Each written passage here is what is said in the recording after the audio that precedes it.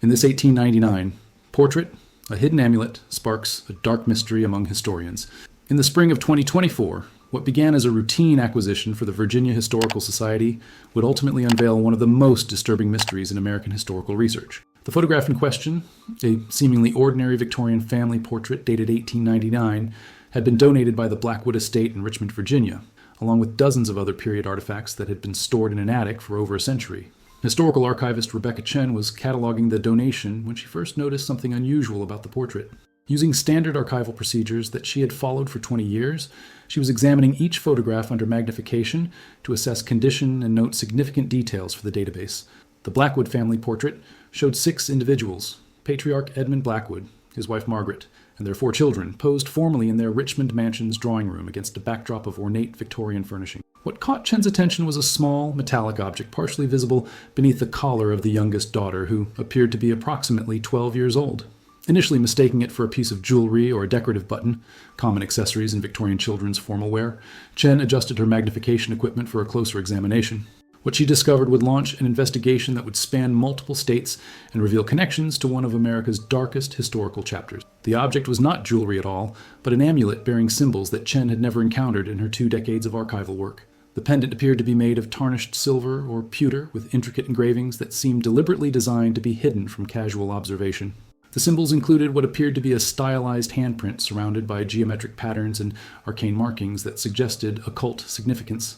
Chen immediately photographed the detail and began reaching out to colleagues who specialized in 19th century American religious and cultural practices. Within hours, she'd contacted Dr. Marcus Webb at the University of Virginia, whose expertise in historical secret societies and occult movements would prove crucial to understanding what they had discovered. The discovery would soon attract the attention of historians, anthropologists, forensic specialists, and law enforcement officials across the eastern United States. What began as a simple archival cataloging project had uncovered evidence of something far more sinister than anyone could have imagined. Within 48 hours of Chen's discovery, the Virginia Historical Society had assembled a team of experts to analyze the mysterious amulet visible in the Blackwood portrait. Dr. Marcus Webb, a specialist in 19th century American occult practices at the University of Virginia, arrived with high-resolution scanning equipment and decades of experience studying historical religious movements and secret societies that had operated throughout the American South during the post-Civil War period.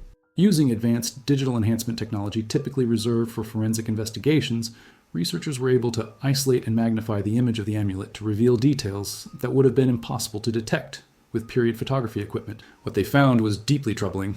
The pendant displayed a combination of symbols that Dr.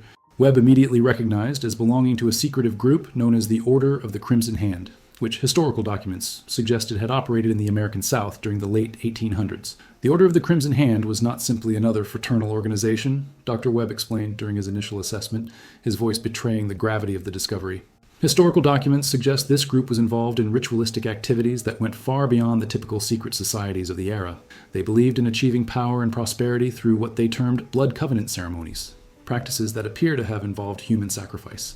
The amulet's symbols included a stylized handprint surrounded by what appeared to be arcane markings, derived from various occult traditions. Most disturbing was the presence of what experts identified as a binding sigil, a symbol historically associated with occult practices involving the ritualistic murder of innocents. The craftsmanship of the amulet suggested it had been created by skilled artisans, indicating that the order had significant resources and was not a casual or amateur organization. The fact that a child was wearing this amulet in a formal family portrait raised immediate and alarming questions about the Blackwood family's potential involvement in these dark practices. Dr. Webb noted that in documented cases of similar groups, children wearing such amulets were typically being groomed for participation in ritualistic activities, either as participants or as victims. The team immediately began searching for additional evidence in contemporary sources, knowing that newspaper archives from Richmond in 1899 might provide crucial context for understanding the significance of this discovery and the potential scope of the Order's activities in Virginia. Dr. Webb's research team, now expanded to include specialists from Virginia Commonwealth University's Digital History Project and the Richmond Public Library's Historical Archives Department, began systematically searching newspaper records from Richmond and surrounding areas during the years 1898-1901. What they discovered painted an increasingly disturbing picture of unexplained disappearances that coincided precisely with the Blackwood family's documented presence in the Richmond area. The Richmond Times-Dispatch, the city's primary newspaper during this period, reported at least 12 cases of missing persons during this 3-year time frame, an unusually high number for a city of Richmond's size at the time, which had a population of approximately 85,000 residents. More troubling still was the clear pattern that emerged. The missing individuals were primarily children and young adults from impoverished families, recent immigrants, and transient workers, people whose disappearances might not attract significant attention from authorities or warrant extensive newspaper coverage. One case particularly stood out among the others, the disappearance of 14-year-old Thomas Hartwell in October 1899, just months after the Blackwood portrait had been taken. The boy had been working as a delivery assistant for various Richmond businesses to support his widowed mother and 3 younger siblings. According to the newspaper account, he was last seen making a delivery to an address on Monument Avenue, the same prestigious street where city records showed the Blackwood mansion was located. The initial police investigation, as reported in subsequent newspaper editions, appeared to have been thorough. Officers had questioned residents and business owners along Thomas's delivery route, and several witnesses confirmed seeing the boy walking toward the Blackwood residence carrying a package. However, the investigation seemed to end abruptly after Edmund Blackwood was questioned and released. Police records from the period, recently digitized by the Richmond Police Department's Historical Archive Project, showed that Blackwood had been questioned in connection with young Hartwell's disappearance, but was never formally charged. The records indicated that Blackwood provided an alibi supported by several prominent Richmond citizens. Though mysteriously, the names of these witnesses were not recorded in any of the surviving documents, an unusual omission for what should have been a serious criminal investigation.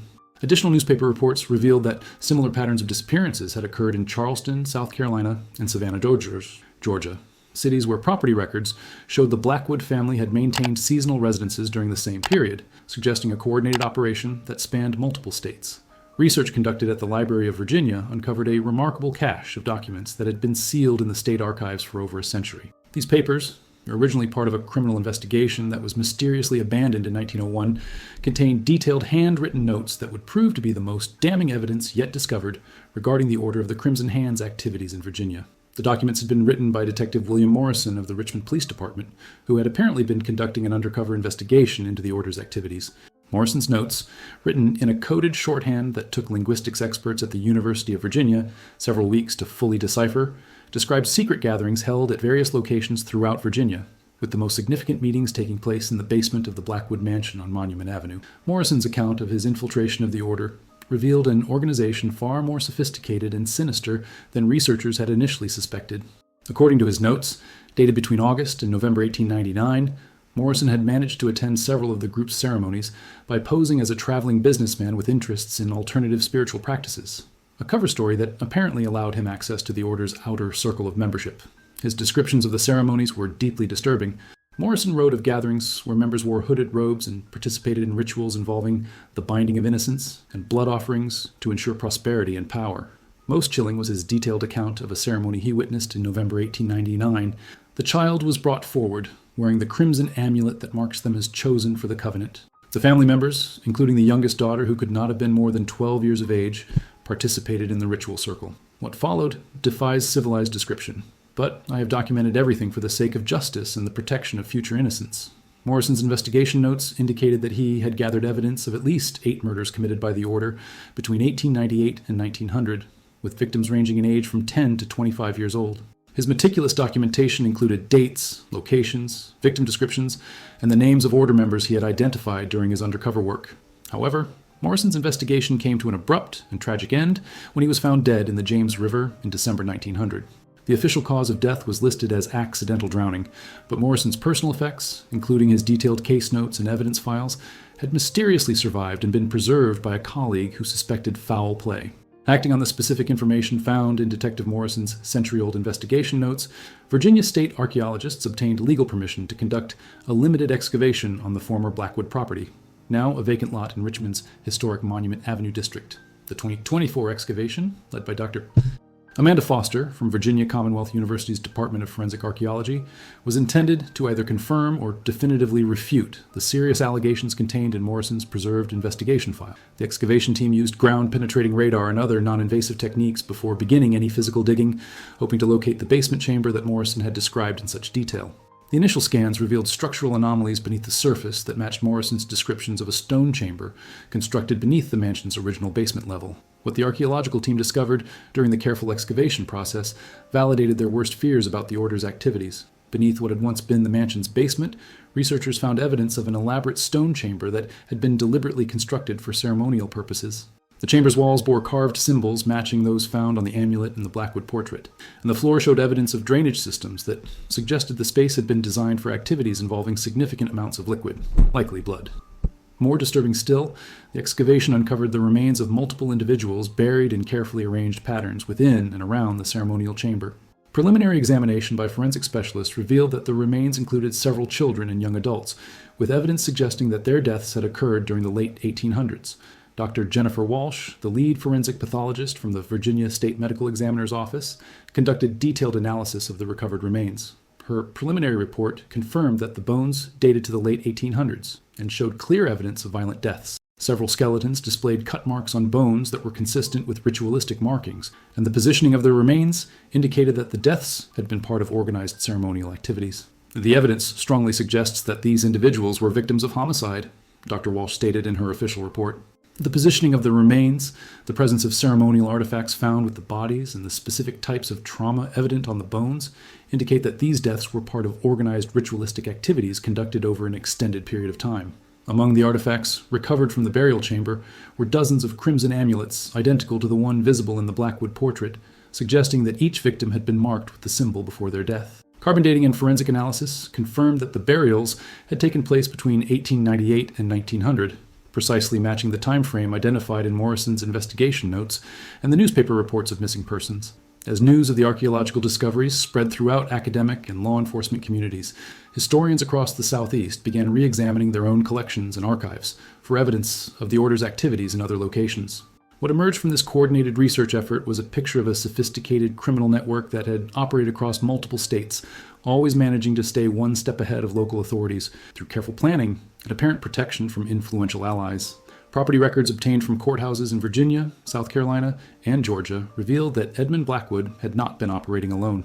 His extended family network included cousins, in-laws, and business associates who had maintained similar operations in Charleston and Savannah. These individuals had purchased properties in all three cities during the same time period, often using shell companies and intermediaries to obscure their true ownership of the real estate. Marriage records dating back to the 1870s showed a pattern of intermarriage between families who were all later connected to Order activities, suggesting a carefully coordinated effort to maintain their secret organization across state lines while keeping their criminal activities within a trusted circle of relatives and long-term associates. The families had apparently been planning their network for decades before beginning their ritualistic murder spree. Bank records from the period, recently made available through historical preservation efforts and digitization projects, showed that the Blackwood family and their associates had experienced dramatic increases in wealth during the years when the Order was most active. Edmund Blackwood's bank accounts showed deposits that far exceeded the income that could be explained by his documented business activities as a tobacco merchant and real estate investor. Most disturbing was the discovery that the Order's influence had extended deep into local government and law enforcement in all three cities where they operated. Membership rolls, found among Morrison's preserved documents, showed that police chiefs, judges, prosecutors, and prominent politicians in Richmond, Charleston, and Savannah had been either members of the Order or regular contributors to what the documents described as the Order's Community Influence Fund. This explained why investigations into the numerous disappearances had been consistently obstructed, evidence had mysteriously disappeared from police custody, and why none of the families involved had ever faced prosecution despite the mounting evidence of their crimes. The Order had not simply been a group of isolated criminals. They had been a well-organized network with the financial resources and political connections necessary to protect themselves through systematic corruption and intimidation of anyone who might threaten their operations. Using advanced digital analysis techniques that were unimaginable to 19th century investigators, the research team began applying facial recognition software, genetic genealogy databases, and sophisticated data analysis tools to identify victims and trace family connections that had been lost to history. The Virginia Historical Society partnered with the FBI's Cold Case Unit to utilize cutting-edge forensic technology in examining both the physical evidence recovered from the excavation and the vast amount of historical documentation that had been uncovered. DNA analysis of the remains found in the Blackwood basement chamber revealed that several victims had been related to each other, suggesting that the Order had systematically targeted entire families rather than selecting victims randomly. Cross-referencing this genetic data with genealogical records and immigration documents helped researchers identify specific missing persons cases that had never been solved, finally providing names and family histories for victims who had been anonymous for over a century. One significant breakthrough came when DNA extracted from the remains was matched to living descendants in North Carolina. The Martinez family had been searching for information about their ancestor, Maria Santos, who had disappeared from Richmond in 1899 while working as a domestic servant for wealthy families in the Monument Avenue district. The DNA match confirmed that Maria had been one of the order's victims, finally providing closure for a mystery that had haunted multiple generations of her family. Digital mapping technology allowed researchers to visualize patterns in the order's selection of victims and locations for their activities that would have been impossible to detect using traditional historical research methods. Geographic analysis showed that the group had systematically targeted neighborhoods with high immigrant populations, areas where transient workers congregated, and districts where impoverished families were concentrated. Precisely the populations whose disappearances were least likely to attract sustained official attention or investigation. The technology also helped researchers understand the true scope of the order's criminal activities.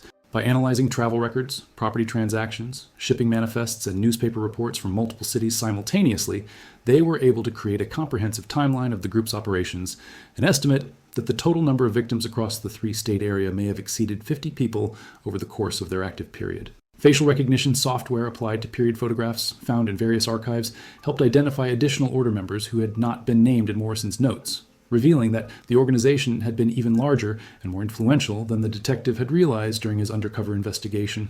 Perhaps the most shocking development in the investigation came when researchers discovered that not all of the order's intended victims had died during the ritualistic ceremonies. Using genealogical research techniques and systematic searches of family papers preserved in historical societies throughout the Southeast, they identified descendants of individuals who had escaped from order ceremonies and lived to tell their stories to family members who had preserved these accounts for generations. In rural North Carolina, researchers located 89-year-old James Whitfield, whose grandfather had been one of the few documented people to escape from a Blackwood ceremony in 1899. Whitfield had carefully preserved his grandfather's written account of the experience, a detailed document that provided first-hand testimony about the order's practices and confirmed many of the details found in Detective Morrison's investigation notes. My grandfather wrote that he had been captured while traveling through Richmond looking for work during the economic downturn of 1899, Whitfield explained during a recorded interview with the research team. He was approached by a well-dressed man who offered him employment and lodging, but instead of being taken to a legitimate job, he was held prisoner in the basement of a mansion for several days with other captured individuals. The grandfather's account, written in careful detail several years after his escape, described a horrific underground chamber where prisoners were forced to participate in preparatory rituals before being murdered in elaborate ceremonies.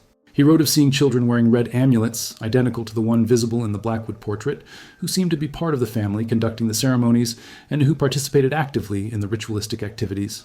The grandfather had escaped during a ceremony when a fire accidentally started in the basement chamber, creating enough confusion and smoke to allow him to break free from his restraints and flee through a basement window.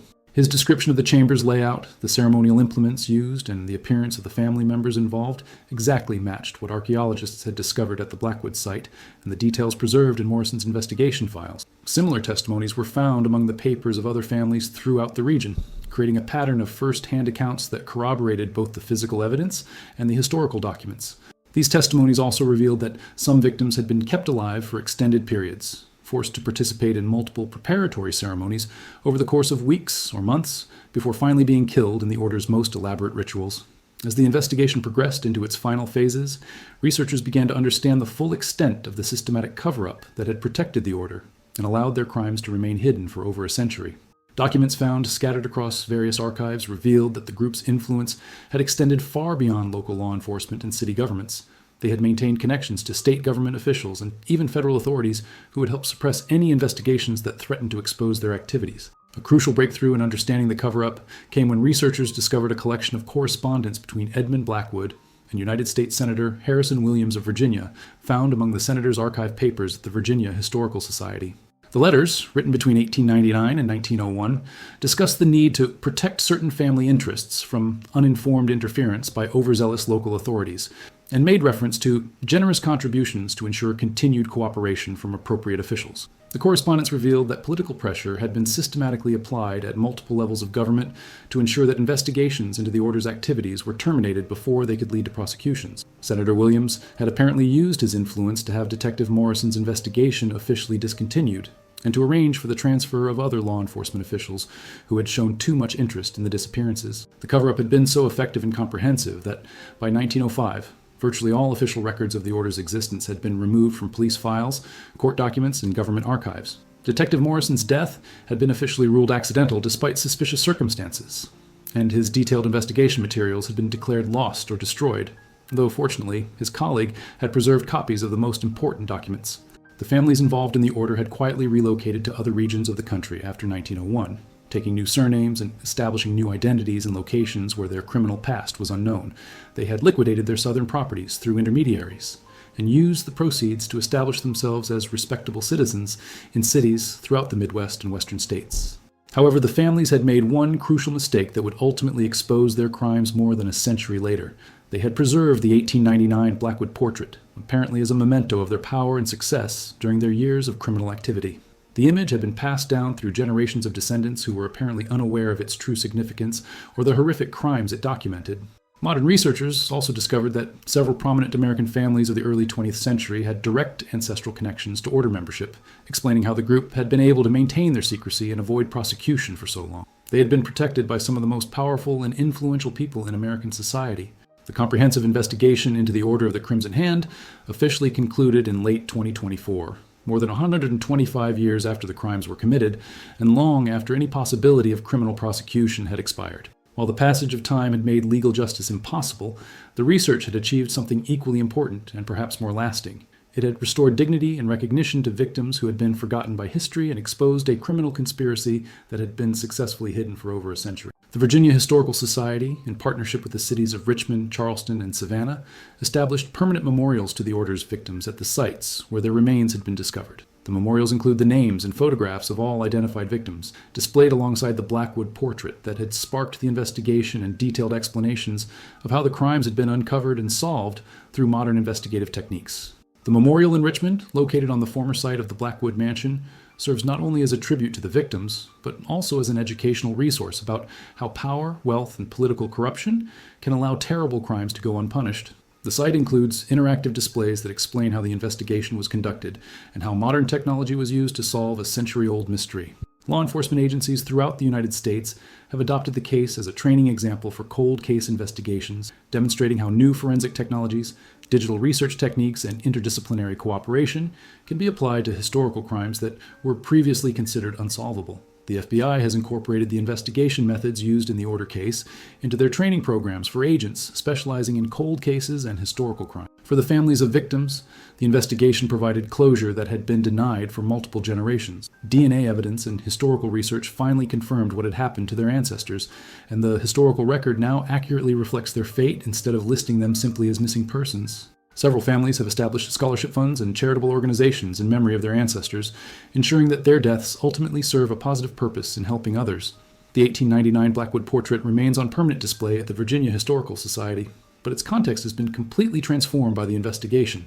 What once appeared to be a simple Victorian family photograph is now recognized as evidence of one of the most disturbing criminal conspiracies in American history. The crimson amulet worn by the young Blackwood daughter, barely visible in the original image, has become a powerful symbol of how evil can hide in plain sight, and how the persistent pursuit of truth can eventually triumph over even the most sophisticated attempts at concealment. The case serves as a sobering reminder that the past contains secrets that may be deeply disturbing to uncover, but that justice, historical accuracy, and respect for victims require us to confront these truths regardless of how uncomfortable or shocking they may prove to be.